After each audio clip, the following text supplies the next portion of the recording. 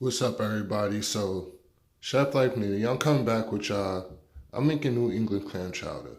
My version, your version, everybody's version. This is the way I love it. I add the bacon first. I let that simmer off. And then you see how it starts to get brown? Once that starts to get brown, cook it off a little bit more. Then we want to start adding the hard vegetables first. So what I like to do is I like to add the carrots because the carrots and the celery tend to take the longest to cook. Plus, it won't burn as fast as the onions will. Add all those in layers, you know. If you notice, I did not add the garlic or the clams or the corn yet because those is the quickest to cook and also can be the quickest to burn. With the clams, I wanted to add that at the end. But with the garlic, you see how after the vegetables get translucent, I add the garlic because that means I'm ready to add my liquid. Also the potatoes. So yeah, just cook that off a little bit. Once that simmered down, a little bit more salt. And here we go. This is the clam stock or the clam juice.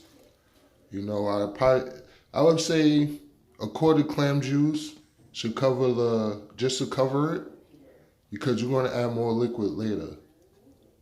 And also you don't want the potatoes to overcook. You see how once they start to get to a boil, to a simmer, that's what you want. Give it about probably 5 more minutes. But make sure you constantly stir. If you need to lower it, lower it. Now this is when I add the corn.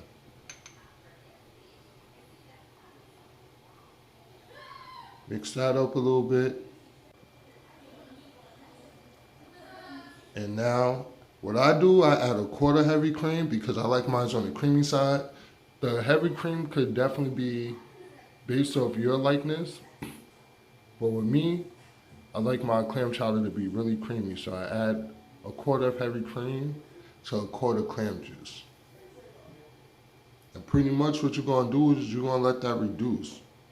You're going to let that reduce down a lot. Remember, I only have the fire on like a medium low heat because you don't want to burn the bottom of the pan.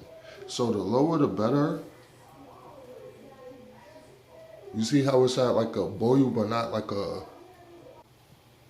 pop out the pot boil? Now, once I'm probably like 5 minutes towards the end, that's when I add the clams. You make sure you add the clams at the very, very end. Because like I said, the clams can get very rubbery, and that's what you don't want. You don't want the rubberiness of the clams. And this is how it turns out. Clam chowder. If you want private lessons, I'm also available.